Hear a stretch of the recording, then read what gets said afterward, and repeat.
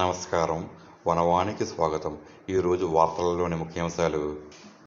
గొల్లల మామిడాడ సూర్యనారాయణపురంలో గోవింద నామస్మరణం మారుమోగింది. గుమ్మడికాయలో వెలసి భక్తుల కోర్కెలు తీర్చే 7 వారాల వెంకన్నగా ప్రసిద్ధిగాంచిన శ్రీ అలివేలుమంగా పద్మావతీ సమేత శ్రీ వెంకటేశ్వరస్వామి దివ్య దేవాలయంలో తొలి ఏకాదశి పర్వదిన వేడుకలు నేత్రపర్వంగా జరిగాయి. ఈ పవిత్ర సందర్భాన్ని పురస్కరించుకుని ఆలయ మూలవిరాట్ను పూరీ జగన్నాథస్వామిగా అత్యంత మనోహరంగా అలంకరించి భక్తులకు దివ్యదర్శనం కల్పించారు. ఆలయ వంశపారంపర్య ధర్మకర్త నల్లమిల్లి అనంత పద్మనాభ సత్యనారాయణ రెడ్డి ఆధ్వర్యంలో ఈ విశేష పూజా కార్యక్రమాలు నిర్వహించబడ్డాయి.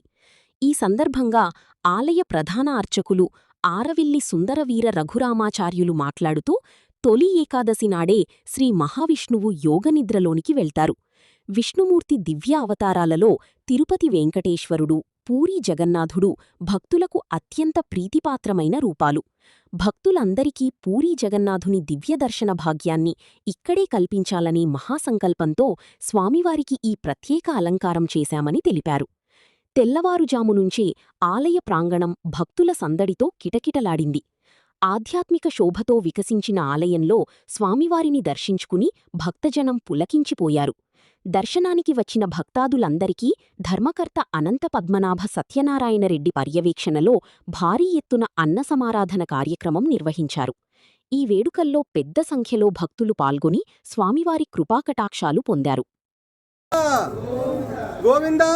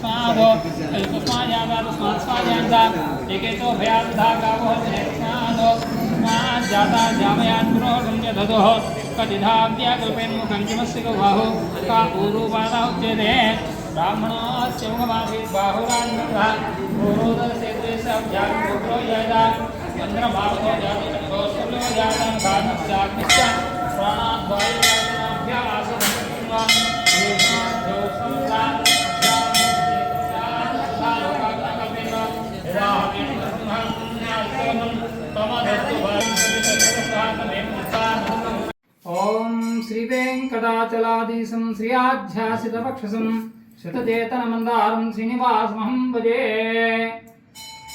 వెంకటేశ సమో దేవో న భూతో న భవిష్యతి. ఈ యొక్క గొల్లల మామిడాడ పుణ్యక్షేత్రంలోని గతంలో మన స్వామివారు వెంకటేశ్వర స్వామివారు గుమ్మిడికాయలోని అందరికీ కూడా దర్శనం అవ్వడం జరిగింది. ఆయన గుమ్మిడికాయలో ప్రకటితమైనటువంటి స్వామిగా ఇక్కడ కొలువై ఉన్నారు. అయితే ఈరోజు తొలి ఏకాదశి సందర్భంగా స్వామివారికి జగన్నాథ స్వామివారు ఏవైతే పూరీ క్షేత్రంలో పురుషోత్తమ క్షేత్రంలో ఉన్నారో ఆ స్వామివారి యొక్క దర్శనాన్ని ఈ రోజుని అందరికీ కూడా కలుగు చేయాలనే ఉద్దేశంతో స్వామివారికి జగన్నాథ స్వామివారి అలంకారంలోని అందరికీ కూడా దర్శనం ఇస్తున్నాం. అయితే ఈ తొలి ఏకాదశి అనేటువంటి ఏమిటంటే స్వామివారు మహావిష్ణువు యోగ నిద్రలోకి ఈ రోజు నుండి ప్రవేశిస్తారు. ఇవాటి నుండి చాతుర్మాస దీక్ష కూడా ప్రారంభమవుతుంది.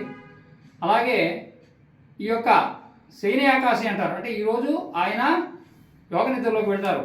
అలాగే ఈ యొక్క స్వామివారు కార్తీక మాసంలో వచ్చేటువంటి మనం చిలుక ద్వాదశి అని అనుకుంటాం. ఆ చిలుక ద్వాదశి ఆ రోజుని కార్తీక మాసం శుద్ధ ద్వాదశి నాడు స్వామివారి మళ్ళీ ఉత్థాన ఏకాదశి ఆ రోజు ఈ యోగ నిద్రలోంచి ఆయన బయటకు వస్తారు. ఈ సమయం చాలా పవిత్రమైనటువంటిది యోగ సాధనకి.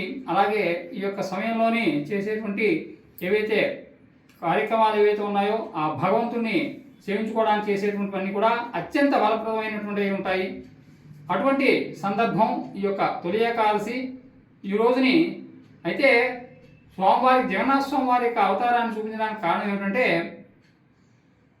ఆషాఢ మాసంలో వచ్చేటువంటి విజయనాడు స్వామివారి యొక్క రథయాత్ర ప్రారంభమవుతుంది పూరిలో జగన్నాథ స్వామివారిది.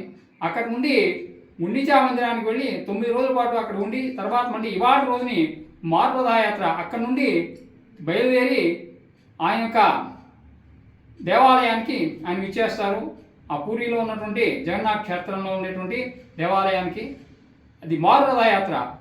అయితే ఈ మధ్యలో జరిగినటువంటి ఈ యొక్క సమయంలో అంటే ఈ పరాభవన సంవత్సరంలో విశేషం ఏమిటంటే స్వామివారు ఎప్పుడు కూడా విజయనాడు బయలుదేరి వెళ్ళి గుండిచా మందిరానికి వెళ్ళి ఏకాదశి నాడు తిరిగి రావడం అనేటువంటిది ఆనవాయితీ జరుగుతున్నది. అయితే ఈ సంవత్సరం మొదటి రథయాత్ర ఏదైతే ఉందో అది రాత్రి 10 గంటల వరకు జరిగిన తర్వాత స్వామివారు 3 రథాలు కూడా గుండిచా మందిరానికి చేరుకోలేదు.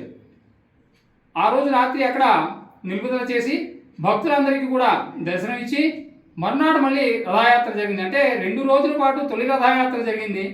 ఆ విశేషాన్ని పురస్కరించుకొని అక్కడికి వెళ్ళి 2 రోజుల పాటు స్వామివారు అందరికీ దర్శనించినప్పటికీ కూడా వెళ్ళలేనటువంటి భక్తులు ఎవరైతే ఉన్నారో వాళ్ళందరూ ఈ మారు రథయాత్ర రోజుని ఈ యొక్క స్వామివారిని దర్శించుకోవాలనేటువంటి ఉద్దేశంతో ఈ యొక్క ఏర్పాటు చేసి స్వామివారికి జగన్నాథ స్వామివారి అవతారాన్ని వేసి అందరికీ కూడా దర్శనం జరుగుతున్నది.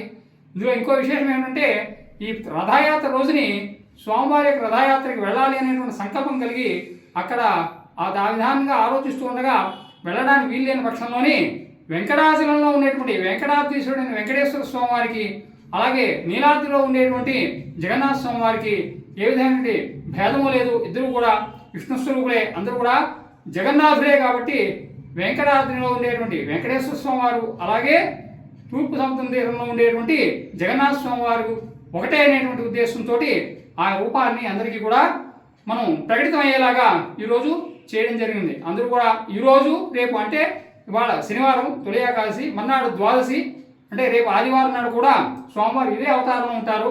భక్తులందరూ కూడా వచ్చి ఈ చుట్టుపక్కల ఎక్కడా కూడా మనకి సముద్ర తీరంలోని ఈ యొక్క జగన్నాథ స్వామి దేవాలయాలు ఉన్నాయి. అలాగే మూలపేట, కాకినాడ దగ్గరలో ఉండే మూలపేట, అలాగే మనకి తూర్పు సముద్రం అయినటువంటి విశాఖపట్నానికి దగ్గరలో పులివెన గ్రామంలోని ఈ యొక్క జగన్నాథ క్షేత్రాలు ఉన్నాయి. ఈ దగ్గరలో ఇంకా వేరే క్షేత్రాలు ఏమీ లేవు. అయినా సరే సముద్ర తీరం ఇది కూడా గొల్లలమావిడ క్షేత్రం కూడా సముద్ర తీరమే, కాకినాడకి దగ్గరలో ఉన్నది. కాబట్టి ఇక్కడ కూడా జగన్నాథ స్వామిని ఈ విధంగా అందరూ కూడా దర్శించుకొని జగన్నాథుని యొక్క కృపా కటాక్ష వీక్షణ అందరూ పొందవలసిందిగా కోరుతున్నాం.